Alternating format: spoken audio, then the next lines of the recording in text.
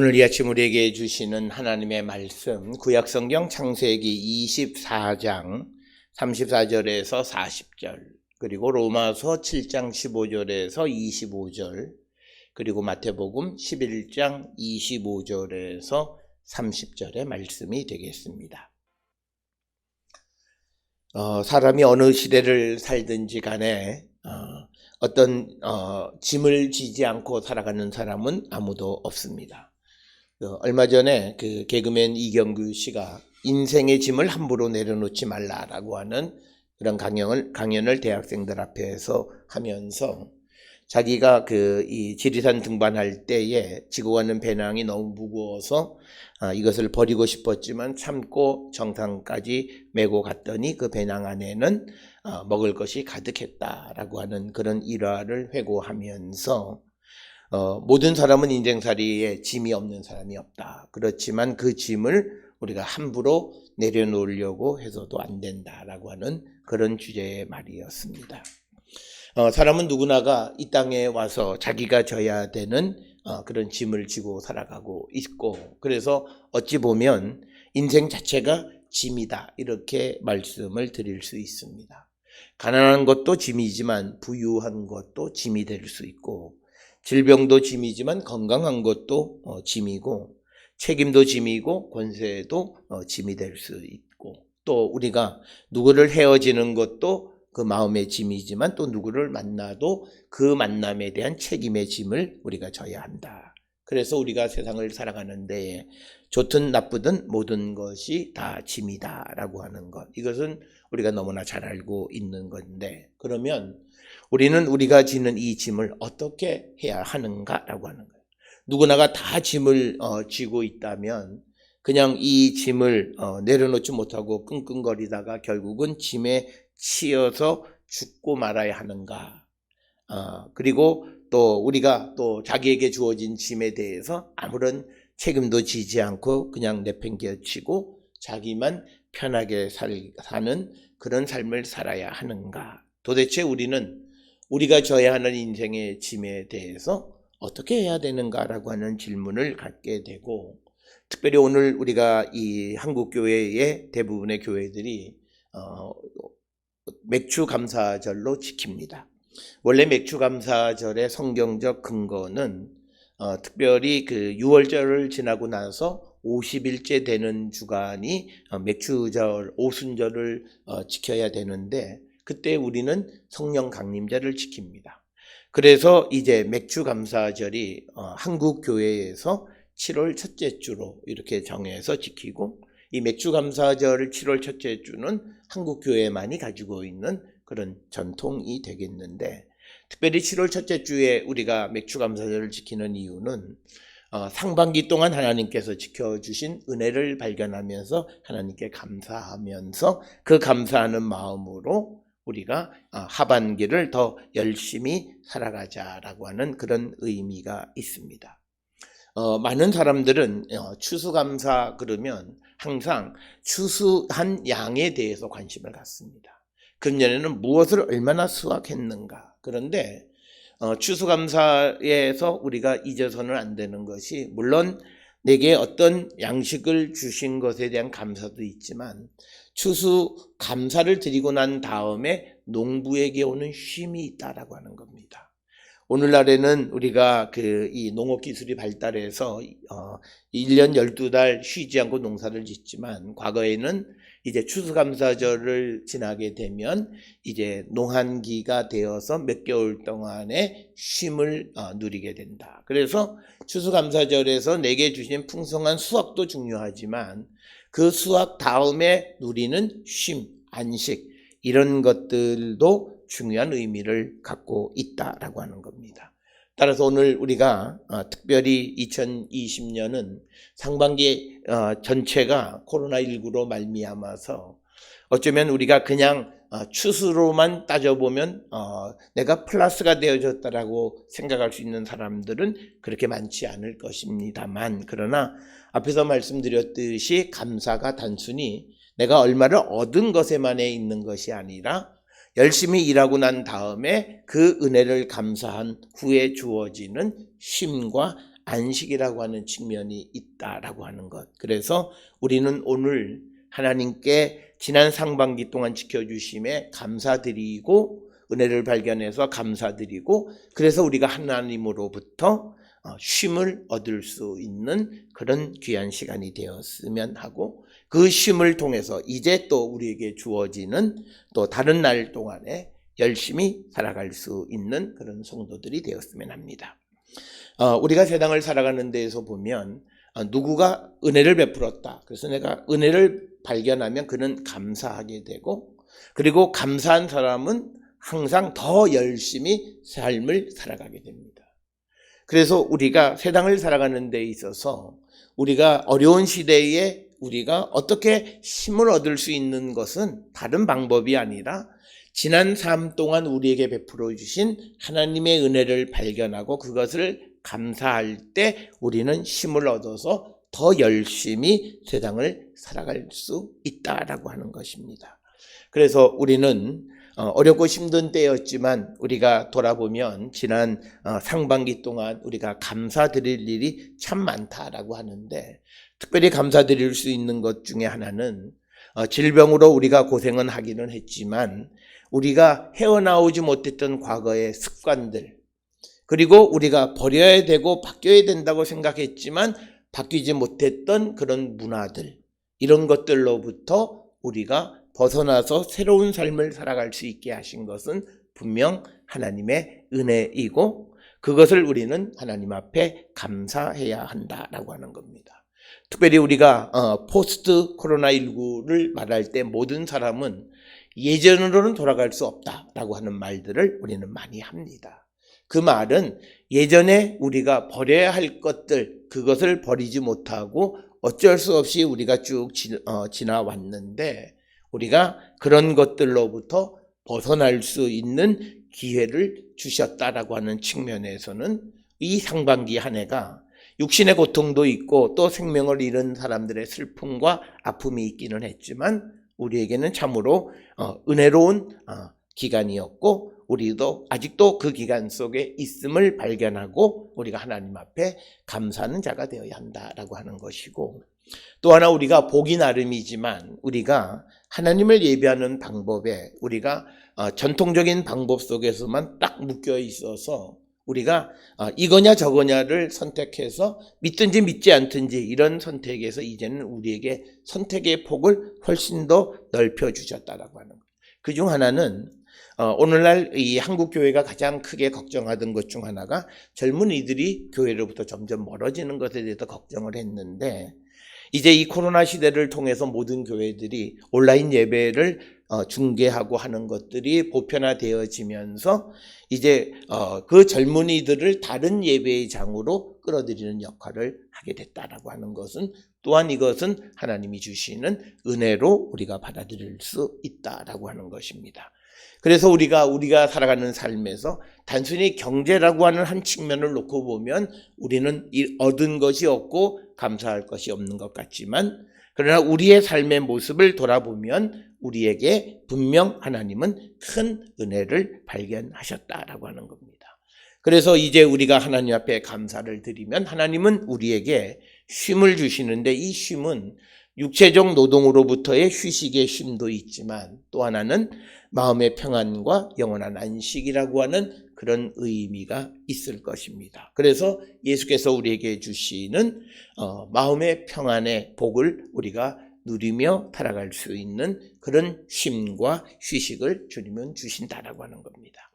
특별히 우리가 믿음의 가정에서 태어난 그 젊은 사람들의 가장 큰 문제는 부모님과 신앙적 갈등 속에 살아가면서 교회를 가냐 안 가냐 그래서 많은 갈등 속에서 교회를 가지 않으면서 마음의 한켠에 큰 무거운 짐들을 가지고 있었는데 조금이지만 그러나 그런 짐들을 우리가 해소하는 방법을 우리가 찾아갈 수 있게 되어진 것 역시도 하나님이 주시는 은혜가 아닌가 생각을 합니다.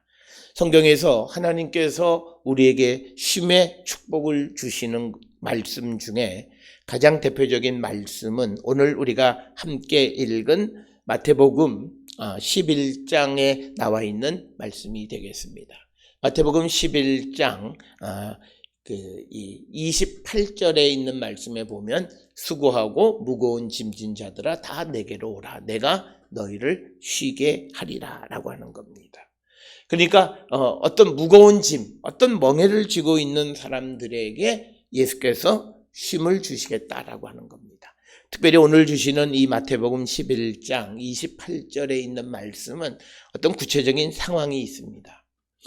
이것은 뭐냐면 유대인들이 전통적으로 율법을 지켜야 되는 율법의 의무감 속에 살아왔어요. 그래서 유대인으로 살아간다라고 하는 것은 모든 사람들이 구약에 나와 있는 율법을 지켜야 되는 큰 멍에를 짊어지고 살았는데, 그런데 그 짐을 다 제대로 질 수 있냐면 그렇지 못한다라고 하는 거죠. 그때 예수께서 나는 너희들에게 그 무거운 짐을 놓고 쉬게 하고, 또 29절에서 우리에게 주시는 말씀은 내가 너희들에게 주는 나의 멍에를 메고 내게서 배우라. 그리하면 너희의 마음이 쉼을 얻게 될 것이다. 내가 너희들에게 주는 멍에는 쉼이다 라고 하는 것이 오늘 주시는 28절 9절이고, 그 다음에 30절에 내 멍에는 쉽고 내 짐은 가볍다 이렇게 말씀을 하심으로써 유대인들이 짊어지고 있는 율법의 이 큰 무거운 짐으로부터, 그 멍에로부터 그들을 해방시켜 주시는 건데, 특별히 우리가 신구약 성경을 통해서 보면 저 사람이 율법을 지키느냐 안 지키느냐의 기준은 안식일을 지키느냐 지키지 않느냐에 의해서 구별이 되어졌습니다. 그래서 율법을 지키는 것 중에 가장 중요한 것이 안식일을 지키는 거였고, 이런 전통은 우리가 예레미야 17장이나 에스겔 20장 같은 데서, 또 에스겔 44장 같은 데에서 우리가 발견을 할 수 있고, 그래서 안식일을 지키면 저 사람은 율법 전체를 지키는 거고, 안식일을 어기면 율법 전체를 어기는 것으로 인식하기 시작을 했습니다. 그렇기 때문에 예수님 당시 시대에도 우리가 잘 아는 것처럼 이 안식일 문제로 사람이 죽고 사는 문제가 생겼고, 예수님에 대해서도 이 안식일의 규정을 지켰느냐 지키지 않았느냐라고 하는 논쟁으로 예수님을 죽이느냐 마느냐 하는 것들이 결정되어지는 것을 보게 됩니다. 이처럼 이 유대인들에게 있어서 안식일, 그리고 더 크게는 율법의 짐이라고 하는 것이 매우 무거운 짐이었어요. 특별히 역사적으로 이 유대인들이 이 안식일을 얼마나 잘 지켰는가라고 하는 것은 주전 63년에 로마의 폼페이 장군이 예루살렘을 함락시킬 때도 안식일에 작전을 시작합니다. 왜냐하면 안식일에 해야 유대인들이 저항을 하지 못한다라고 하는 거예요. 그래서 역사적으로 주전 63년에 폼페이 장군이 예루살렘을 안식일에 점령을 했고, 실질적으로 지금으로부터 한 40년 50년 전에 1973년 10월 6일부터 25일까지 있었던 소위 욤키푸르 전쟁 때에 이 전쟁을 안식일에 이 아랍 사람들이 전쟁을 시작합니다. 그러니까 이 안식일이 되어졌기 때문에 이 유대인들이 처음 전쟁이 벌어졌을 때 싸울 수가 없었습니다. 그래서 굉장히 전투에서 지는 것 같았지만, 그러나 바로 안식일이 지난 다음에 다시 반격을 해서 전쟁을 승리로 이끌었다라고 하는 거예요. 그래서 오늘날까지 유대인들에게 있어서 안식일을 지킨다라고 하는 것은 굉장히 중요한 율법을 지키는 것의 기준이 되는 그런 그것이 안식일을 지키는 거였습니다. 그래서 이 안식일을 금하는 것 때문에, 안식일을 지켰느냐 안 지켰느냐 때문에 사람의 생명이 위협을 당하는 그런 경우들도 우리가 보게 되어집니다. 이런 무거운 짐을 지고 있는 그 유대인들에게 예수님이 말씀하시는 거죠. 그래서 그 무거운 짐을 지고 어쩔 줄 몰라 하는 너희들은 다 내게로 오면 내가 그 짐을 덜어주고 너희들에게 나의 멍에를 메워줄 터인데 그것은 가볍고 쉽다라고 하는 거죠. 그러니까 가볍다라고 하는 것은 누구나 능히 질 수 있는 것이다라고 하는 그런 말씀을 주신 것이 오늘 주시는 말씀. 그래서 유대인들에게 수백 년 동안 짓눌려 왔던 율법의 요구의 짐을 가볍게 해 주시겠다라고 하는 겁니다. 우리가 구약 성경에서 보면 율법은요, 두 가지 종류, 뭐뭐 하라, 뭐뭐 하지 말라. 그런데 하지 말라라고 하는 게 훨씬 더 많습니다. 뭐뭐 하지 마라, 뭐뭐 하지 마라, 뭐뭐 하지 마라. 그런데 예수님은 우리에게 실천적 행동을 요구해요. 뭐뭐 하라, 원수를 사랑하라.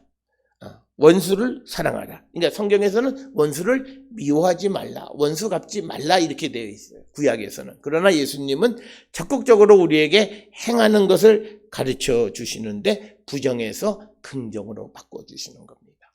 그래서 우리가 구약시대로부터 신약으로 넘어오는 것에서 가장 큰 변화의 초점은 부정적인 삶에서 긍정적인 삶으로의 변화예요. 그러니까 우리가 예수 믿는 사람들의 가장 큰 특성이 뭐냐면 부정적인 삶에서 회의적이고 패배주의적인 삶에서 긍정적이고 적극적이고 할 수 있다라고 하는 능동적인 삶으로의 전환이 예수를 영접하고 변화받은 성도의 중요한 모습 중에 하나다라고 하는 겁니다. 그래서 예수님께서는 뭐든지 되면 하지 말라 하지 말라 하지 말라 하지 말라 하는 것에서 근본적으로 우리가 행해야 될 것, 그것은 하나님을 사랑하고 이웃을 사랑하는 이것을 하면 모든 율법의 핵심이다 라고 하는 것을 우리에게 가르쳐 주면서 그들을 짓눌러 왔던 수백 년 동안 짓눌러 왔던 율법의 무거운 짐을 가볍게 해주신다라고 하는 겁니다.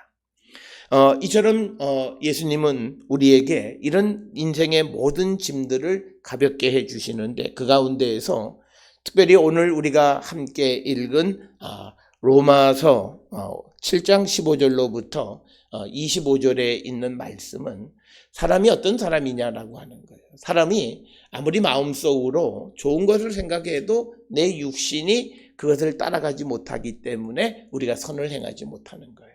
그래서 내 마음으로는 하나님의 말씀을 받아들였지만 그러나 내 육신의 법이 나를 하나님 말씀대로 살지 못하게 하는 그런 비참한 상황 속에 있는 우리를 하나님께서 구원하기 위해서 예수 그리스도를 보내셨다는 거예요. 그래서 예수 그리스도가 우리의 육신이 죽고 그리고 우리의 육신을 영으로 누르고 우리가 이제 내 마음속에 계시는 하나님을 따라 살아가는 그런 성도가 되게 해주셨다는 거죠.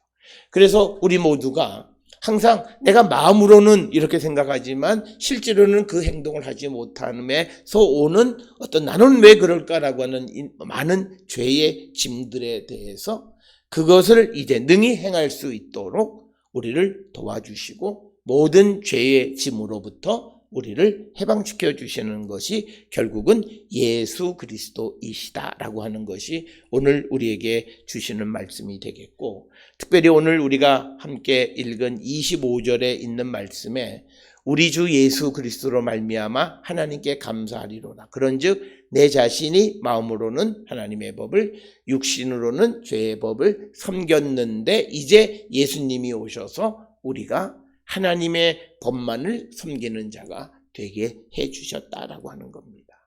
그래서 우리가 이중적인 삶, 내 마음은 이게 아닌데 실제 행동이 그렇지 못한 그런 삶을 살아가던 자들이 이제 예수 그리스도께서 우리를 위하여 십자가에 달려 돌아가심으로 우리의 육신의 죄가 죽어짐으로 이제는 하나님의 법만을 우리가 섬기는 자가 되도록 우리를 도와주셨다라고 하는 거죠. 그래서 이 유대인들이 이제 율법을 받아서 율법대로 살아가지 못하고 율법의 짐에 얽매여 있던 그 멍에로부터 예수께서 그들을 자유케 해 주셨다라고 하는 겁니다. 그래서 우리가 잘 아는 것처럼 우리가 요한복음 8장에서 진리가 너희를 자유케 하리라. 즉 예수께서 우리를 자유케 하리라. 거기서 말하는 우리를 자유케 한다는 것은 죄로부터 자유롭게 할 것이다 라고. 그러니까 내가 죄짓지 않고 살아갈 수 있고 육신의 모든 요구를 내가 이길 수 있게 해주시는 것은 예수 그리스도이시다. 그래서 예수님은 유대인들의 율법의 요구로부터 짓눌려 있던 그들의 짐을 가볍게 해주셨을 뿐만 아니라 또 죄의 짐 가운데 있던 백성들이 이제는 하나님의 법만을 섬기며 살아가는 자들이 되게끔 도와주셨다라고 하는 겁니다.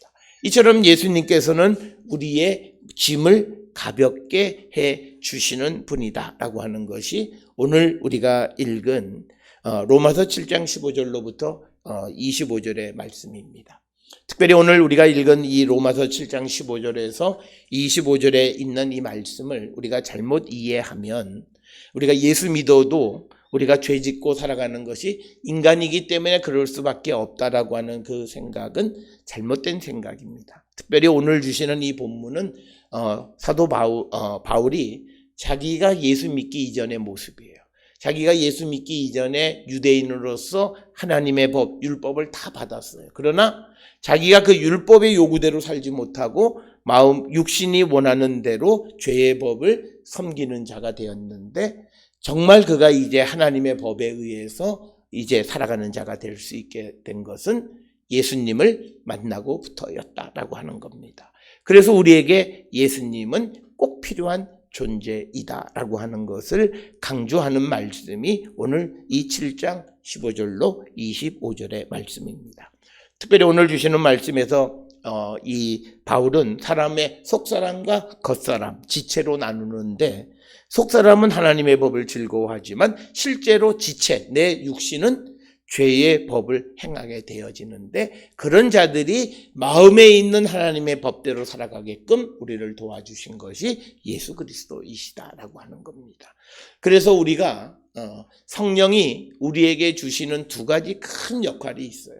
첫째는 우리가 성령을 체험하면 우리가 예수님을 증거하는 삶을 살아가는 것이고 또 하나는 우리가 성령 충만한 사람이 되어지면 율법의 요구를 이루게 하는 거예요. 즉 하나님의 말씀대로 살아갈 수 있게 우리를 도와주시는 거예요. 우리가 많은 사람들이 그렇게 이야기해요. 우리가 사람이 어떻게 하나님 말씀대로 살아가냐. 그냥 우리가 육신을 가지고 있는 사람은 그럴 수 없어요. 그러나 우리가 성령으로 육신을 죽이면 우리는 한 율법의 요구를 이루며 살아가는 자가 될 수 있다. 이것이 로마서 8장 4절 5절에서 우리에게 주신 겁니다. 이처럼 예수님은 이 땅에 오셔서 유대인들이 율법 속에서 해결하지 못했던 그런 죄의 짐을, 율법의 짐을 해결해 주시는 분이시다라고 하는 것이 오늘 우리에게 주시는 말씀이고, 우리가 믿음의 삶을 살아가면서 우리가 예수님을 잘못 알면 우리가 신앙생활 속에서도 큰 짐을 얹고 살아가는 것은 사실은 예수님이 누구이시고 예수님이 어떤 분이신가를 제대로 알지 못한 결과입니다. 이처럼 예수님은 우리의 삶에 무거운 짐을 가볍게 해주시는데 단순히 이런 신앙적, 영적인 짐만을 가볍게 해주시는가? 그것이 아니라 우리가 세상을 살아가는 삶에서도 형통할 수 있게 해주신다라고 하는 겁니다. 특별히 오늘 우리가 함께 읽은 창세기 24장 34절로부터 40절에 있는 말씀은 이제 아브라함이 자기의 종을 자기의 원래 고향으로 보내서 자기 아들 이삭을 위한 며느리를 데려오려고 하는 그런 일을 하면서 그 종에게 이제 명령을 하는 겁니다. 이제 내 아버지의 땅으로 가서 내 아들을 위해서 아내를 데려오라. 그랬더니 종이 묻기를 만약에 그 여자가 나를 따라오지 않으면 어떡하겠습니까? 그러니까 이 종은 무거운 짐을 지고 있어요. 종으로서 지금 책임이 막중한 거예요. 먼 길을 가서 그 주인의 아들을 위해서 며느리감을 데려와야 되는데 다른 나라에 가서 그 여인을 데려오는 일이 쉬운 일이 아니에요. 이 짐을 어떻게 감당할까라고 생각했을 때 40절에 뭐라고 얘기하냐면 주인이 내게 이르되, 즉 이 말은 아브라함이 이 종에게 말하되 내가 섬기는 여호와께서 그의 사자를 너와 함께 보내어 내게 평탄한 길을 주시리니 너는 내 족속 중 내 아버지 집에서 내 아들을 위하여 아내를 택할 것이니라.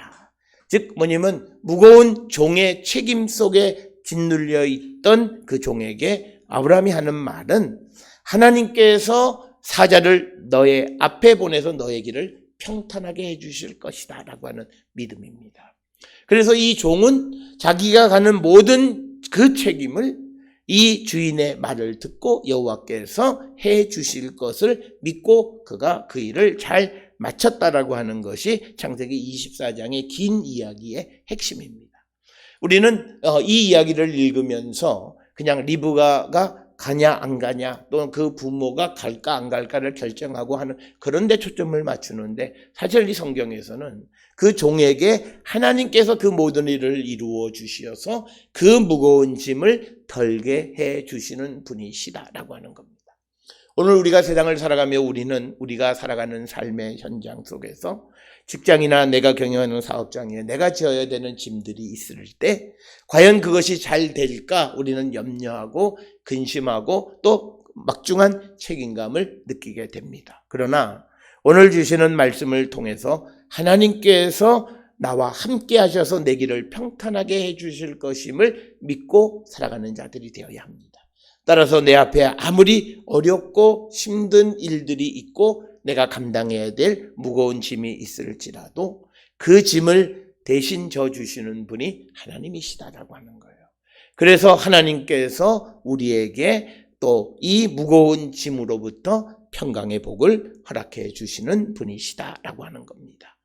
오늘 우리가 이 맥주감사절을 지나면서 특별히 우리가 하나님 앞에 우리가 크게 물질적으로나 또는 세상적으로 큰 것을 드리지는 못하지만, 그러나 먼저는 하나님께서 우리에게 베풀어 주신 은혜가 무엇인가를 발견하고 이 은혜를 감사해야 되는데, 그것은 예수 그리스도를 통해서 우리의 모든 무거운 짐, 유대인들이 해결하지 못했던 죄의 문제를 하나님께서 예수님을 보내셔서 해결해 주셨고, 뿐만 아니라 우리가 일상을 살아가며 우리가 짊어져야 되는 모든 세상적인 일들에 대해서도 하나님께서 함께 하셔서 평탄케 해 주시는 분임을 우리가 믿고 그 은혜 가운데에서 하나님 앞에 감사하고 하나님이 주시는 이 참된 쉼과 안식을 누리는 우리 모든 성도들이 되어야 합니다.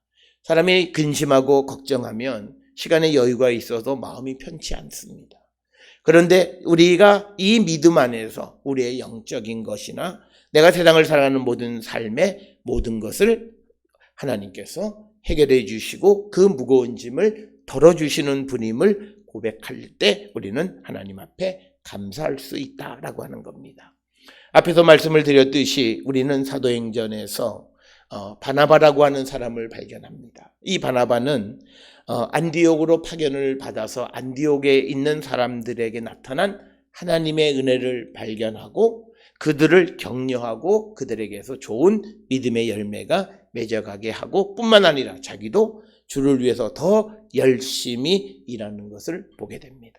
어려운 때 우리가 내게 임하신 하나님의 사랑이 무엇이고 하나님의 은혜가 무엇인지를 발견하고 감사함으로 내가 힘을 얻을 뿐만 아니라 나도 다른 사람들을 격려하고 위로하고 세우는 일에 쓰임을 받고 그런 삶을 살아가는 우리 모든 성도들이 될 수 있기를 주의 이름으로 축원합니다. 사랑하는 성도 여러분, 2020년 코로나19 속에서도 하나님의 은혜로 우리에게 지켜주심에 감사하고 또 우리가 어려움 가운데 있는 이들을 격려하고 우리의 짐을 가볍게 해 주신 그 하나님께 감사와 찬송과 영광을 돌리는 우리 모든 성도들이 될 수 있기를 주의 이름으로 축원합니다.